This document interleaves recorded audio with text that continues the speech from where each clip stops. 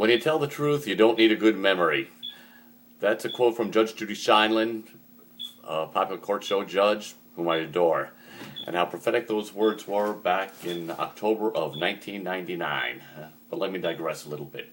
I used to be a member of the Milford Junior Chamber of Commerce, well, the Milford chapter anyway, and we had done plenty of projects, several projects. One of them, our popular one, was a haunted house.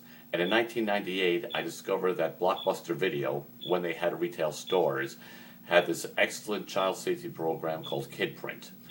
And what it consisted of is the child would stand in front of a backdrop, identifying his or her height, and then get a 2 to 3 minute interview such as what is your name, how old are you, what's your favorite show, etc. And afterwards, after the video was done, the video would be given to the parents, so if God forbid the child comes up missing, or abducted, even worse, the parents would give the video to the police would release it to the local television stations, and it would be broadcast over the airwaves, and hope that they would find the child. In 1998, I invited them down to the Milford JC's haunted house and to do the project, and they loved it. The crowd loved it, the public loved it, the press loved it, and they wanted to do it again. So in 1999, I went back to Blockbuster Video again to see if they would do it. And the person I dealt with the first time, his name was Mike, was not there. His name was Tom, but he wasn't there. I got promoted, so I spoke to a woman named Mary. And Mary liked the idea. She said she would come down. It was going to be from 9 a.m. to 3 p.m. And I've just arrived at 8:30 to make sure everything worked out all right. And everything was set. Well, I released it to the press. We got a lot of ink out of it, a lot of video and air coverage for it. So on that day, when they were supposed to arrive at 8:30, Mary was a no-show. I called up the store to find out where she was. I was told she had just left. She should be there arriving shortly. 8:45 shows up, no Mary. And I called again. They said they would send a message out on her beeper. 9 o'clock happens. I call again, no Mary. They said they'll put 911 on her beeper to get her to call. Well, I ended up between 9 and 3. I called her 28 to 30 times. No Mary. They couldn't find out where she was. And I was livid. I was, after the day was over, I was going to go down to Blockbuster Video, raise some cane. But some other JC members who were not necessarily older than I was, but considerably wiser, told me, said, Glenn, do not go down there. You're very upset, you're very angry, you're going to go down there, you're going to cause a huge scene, and even though you're right, you're going to be wrong.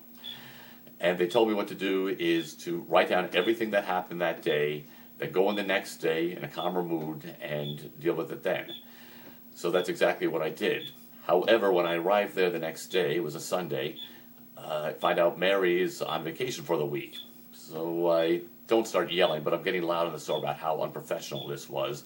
And the person behind the counter said, okay, look, let me call Mary. I will get her on the phone. We can deal with it that way. So that's what he does. He gives me the phone. This is how the conversation went. Hello? It wasn't my fault. You gave me bad directions. I was driving around for 5 hours. I had my two children in the car. I had 2 staff members in the car. I had 2 cameras, 400 videos. And I called the JC phone number 3 times. No one got back to me. And it wasn't my fault. I said, yeah, you might have called 3 times, but how about when they tried to beep you? Why didn't you call them then? And well, I got it, but I didn't have time to stop and call them. You're driving around for 5 hours, and you didn't have a chance to stop and call? Look, I'm very busy right now. If you want to talk to me, I'll be in tomorrow to do payroll. Goodbye. Click.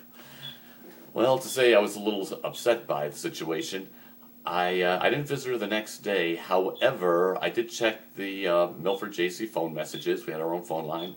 And there were 19 messages on there. Not one from Mary, no one from Blockbuster Video looking for the haunted house project. So I was very upset, and I wrote a very scathing letter to the home office in Texas and how unprofessional this was.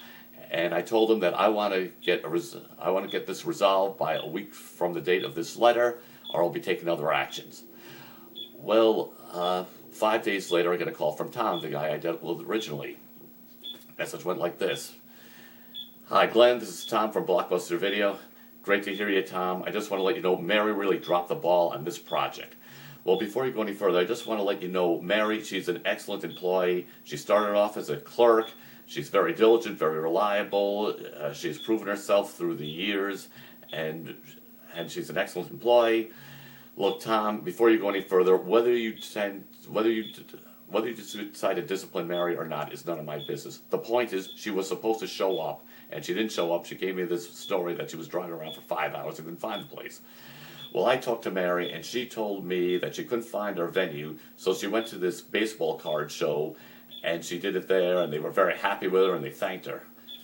Tom, listen to what you just told me. She couldn't find my venue. However, she went to this other venue of people she didn't know. They weren't expecting her, but they thanked her anyway. Doesn't that sound slightly preposterous? Secondly, that wasn't the story she told me. But I thank you for letting me know where she was. I knew she wasn't driving around for 5 hours. Okay, let's forget about Mary for a moment. How do we resolve this situation? Well, it's an excellent project. I'd like to have it take off. I mean, now the haunted house is over, but I can get a lot of people to come down to this project. Just that's what I want it to be done. Okay, you make the time, the date, and the place. I will make sure it's there. Call me directly. And oh, by the way, I assume you don't want Mary around when this happens. Safe assumption. Goodbye. I'll contact you later. Click. Well, I did make arrangements at the Connecticut Post Mall for the first Saturday in December. It was from 12 to 5, and made arrangements. Blockbuster Video came down, the press came down, the public loved it. From the minute we opened until the very end, from 12 to 5, we were busy. No break in between. The public loved it, the press loved it, I loved it, and they wanted it to happen again. So I talked to Tom, and I said, Tom, can we do this again? And he told me, no, we cannot. I said, why? Was it because of me? Because of the letter and all the cane I raised, for lack of a better word? He said, no, that's not it. It's just that this project was never supposed to leave the retail store establishments. It was a little odd, but I checked it anyway. I called Blockbuster Video on Monday that day, the next week, to verify this, and it turned out that was the situation, which was unfortunate. But that's the way their policy was. That's the way it went. Regarding Mary, however, I don't have any ill will towards her. As a matter of fact, I hope she's doing quite well, and I hope she's very prosperous, whatever she's doing. But most of all, what I hope for is that she remembers, when you tell the truth, you don't need a good memory. My name is Glenn Scharf. Thanks for listening.